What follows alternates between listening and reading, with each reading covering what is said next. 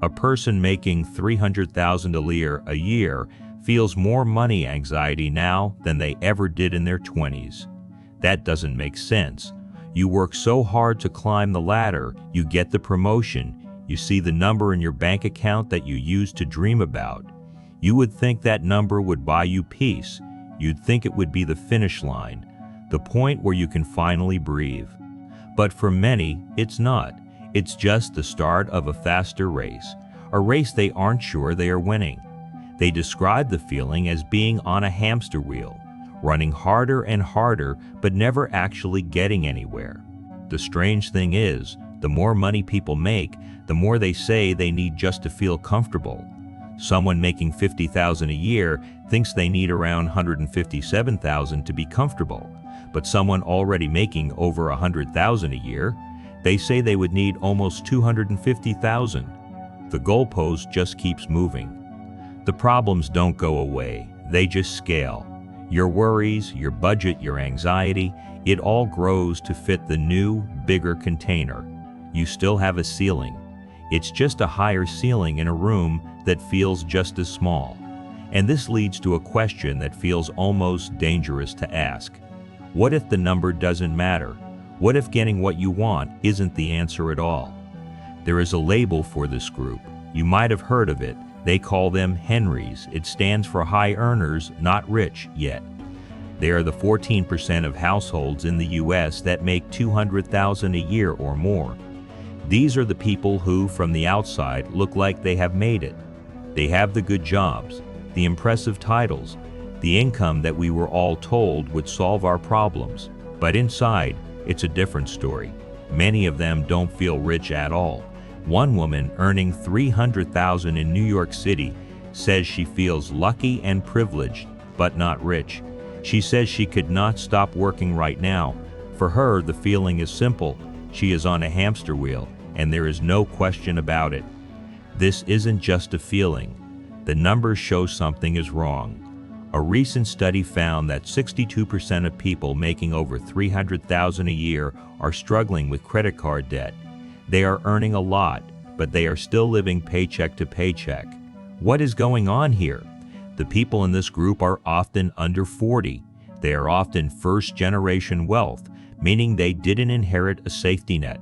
They are dealing with things that eat up cash fast, paying off big student loans, trying to buy a first home in an impossible housing market, paying for childcare, which can cost as much as a mortgage.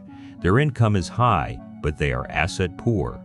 They have a lot of money flowing through their hands, but very little of it sticks.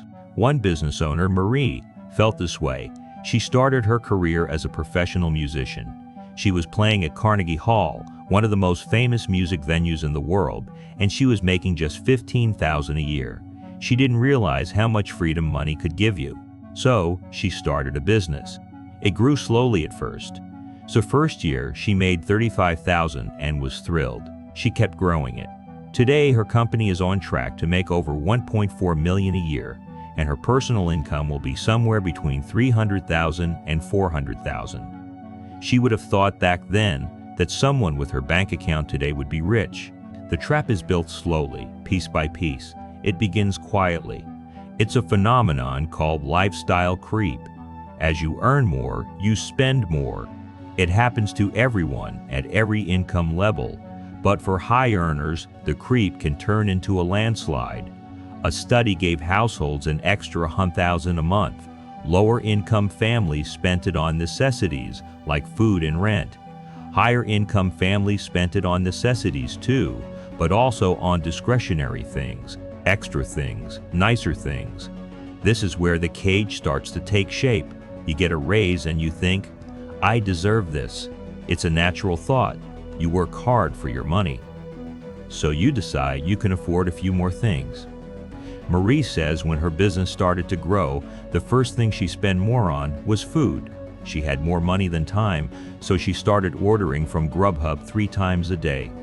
Then it became about where she lived. Her business hit $1 million in revenue, and she decided, that's it. I'm moving to Manhattan. Her rent doubled to $4,000 a month. She said it was worth it to her to live where she wanted to live. For a year, She would walk outside and feel proud that she could live there. Then she started spending more on her hair, her makeup, her nails. She said it just felt like it came with the territory. Each choice feels small.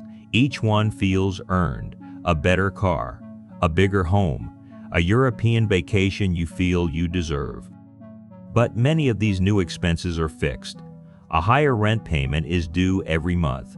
A bigger car payment is due every month. These things build a new, higher floor for your cost of living. They build a cage around you, one expensive bar at a time. Suddenly, you need your high income just to stay afloat. Then there is the pressure of the zip code. Making $100,000 in a small town in Iowa is very different from making $100,000 in Los Angeles. Let's break it down. Say you make $200,000 a year in LA. After taxes, you might take home about $100,000. A one-bedroom apartment will cost you at least $3,000 a month. That's $36,000 a year. A car payment could be $700 a month. Car insurance, another $200. Gas, another $200 a month. Add that all up and your basic housing and transportation costs are over $50,000 a year. So your $140,000 is already down. And finally, there is the pressure of your social circle. People tend to be friends with people in a similar economic bracket. If your friends all make around $85,000 a year, your activities probably match that budget. But what happens when your friends start making $200,000 or $300,000 a year? Your activities will change. The restaurants you go to will be more expensive. The vacations you plan will be more elaborate. The clothes you wear might feel like they need to be more elevated. You are not necessarily being irresponsible. You are just spending in a way that aligns with your community. But this is why so many high earners don't feel. We have looked at the math. The high rent, the expensive friends, the city that bleeds you dry. It is easy to blame the cage. It is easy to look at all these external forces and say, this is why I am stuck. This is why I am on this wheel. But what if the door was never locked? The conversation about Henry's is almost always about the math, about the high cost of living, about the external pressures. We talk about them as if they are victims of their zip codes. But this focus on the outside misses the entire point. It misses the real trap. The real trap is not financial. It is emotional. The problem is not that you cannot get off the wheel. The problem is that you are terrified of what happens if you stop running. The fear of losing what you have built. The fear of falling behind your peers. The fear of having to admit that the life you have created is one you cannot actually afford. That fear is greater than the quiet misery of maintaining it. There is a paradox here. Earning money does not actually make you feel rich. Spending it does. That new car, that fancy dinner, that vacation, they provide a temporary feeling of wealth. A quick hit. But building actual wealth requires you to be in what experts call accumulation mode, which means saving and investing, not spending. And when you are in accumulation mode, it is very difficult to feel rich. So you are left with a choice. You can spend your money and feel rich for a moment. Or you can save your money and hopefully become wealthy someday. Most people get caught in the middle. They earn a lot, so they spend a lot to feel the part. But they also know they should be saving, which creates a constant low-grade anxiety. They are doing just enough of both to fail at each. The truth is, this was never about the money. The money is just a symptom. It's a tool we use to manage our emotions. We spend because we feel we deserve it. We spend to keep up with our friends. We spend to feel successful. We let our emotions drive what we do with our money, and in doing so, we lose sight of our actual goals. The hamster wheel is not made of steel. It is made of fear. Fear of not being enough. And no amount of money can ever solve that. Your brain prefers the thrill of the purchase over the quiet hum of a healthy savings account. Spending is a quick hit of dopamine, a reward signal that says, this is good, do it again. Saving, on the other hand, is abstract. It is a delayed reward. It is a promise you make to your future self, a self you don't know yet. Our brains are not naturally wired to prioritize that future self over the needs and wants of our present self.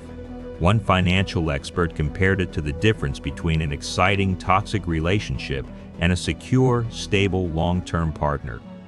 Spending is the toxic relationship. It is thrilling, immediate, and it makes you feel alive. But it is unstable and often leaves you feeling worse in the long run. Saving is the stable partner. It is predictable, maybe even a little boring, but it provides a deep feeling of safety and security that the toxic relationship never can. We have to train ourselves to value that safety over the quick fix of a shiny new object. It is a choice. This is the core of the issue. We confuse the feeling of being rich with the state of being wealthy. Being rich is about the bottom line, the number in your bank account. It is tangible. Wealth is different. Wealth is a mindset. It is an emotional feeling of security. It is the knowledge that you can handle a surprise expense, like a broken down car or a leaking roof, without having to reach for a credit card. It is the freedom from having to worry about money at all. Surveys have shown that this feeling of financial well-being is tied very closely to one thing: emergency savings. Once you have enough money saved to cover 6 months of your expenses, you start to feel rich. Not because of the amount, but because of the freedom it represents, the freedom from fear. So, how do you get there? Experts say the first step is to know where you stand. You need to know your net worth. It is a simple calculation: what you own minus what you owe. It does not matter how much money you make, everyone has a net worth. Yours might even be negative right now, and that's okay. You have to know the number so you can start to turn it around. Once you know where you are, you can decide where you want to go. This means making a budget. But a budget should not feel like a punishment. A budget should be a reflection of your values. The problem is, you cannot value everything equally. You have to prioritize. You have to choose what is truly important to you. One financial planner asks her clients to look at their spending in hard numbers. For example, they might see they are spending $5,000 a year eating out. She then asks them a simple question: is that $5,000 worth of meals bringing you $5,000 worth of joy? And most of the time, the answer is no. They are doing it to be social or because it is convenient. The joy is not in the food, it's in something else. So they talk about other ways to be social that do not cost $5,000 a year. You have to choose. You cannot buy new clothes all the time, travel all the time, and eat out all the time. You have to pick one or two things that you truly value and focus your discretionary spending there. Then, you take the rest of that money and redirect it toward your future, towards that feeling of safety, towards real wealth. It's a slow process. It lacks the instant gratification of a shopping spree. But the feeling of watching that security grow, number by number, comma by comma, that feeling can be far more satisfying in the long run. So what is the answer? Walk away from it all? Get off the hamster wheel? It's not that simple. The trade-offs are real. Marie, the musician who became a business owner, knows this better than anyone. She knows she is on a hamster wheel, but she also says she really loves the wheel. She loves what she does. She knows she could get off at any time, but for right now, this is the answer for her. This is her choice. She has a unique perspective because she has lived on both sides. She has been burned out and exhausted as a person who did not earn a lot of money, and she has been burned out and exhausted as a person who does earn a lot of money. Her conclusion is brutally honest. She says she would take being burned out and exhausted with money any day of the week. She would rather do that than be burned out, tired, and also worrying about how to pay her bills. This is the uncomfortable truth. It is not about finding a magic solution that leads to a stress-free, happy life. It is about choosing your struggle. For some, the anxiety of running a business and managing a high income is a better problem to have than the anxiety of not knowing if you can make rent. It is not about escaping the struggle. It is about choosing the struggle that feels worth it to you. It is about understanding the trade-offs and making a conscious choice instead of letting your life happen to you by default. The wheel might be exhausting, But for some, the alternative is worse. The feeling of wealth is not a number, it is a destination that seems to move further away the faster you run toward it. The more you make, the more you need. It is a paradox with no easy solution. The real anxiety, the one that keeps people running on the wheel, is not about not having enough money.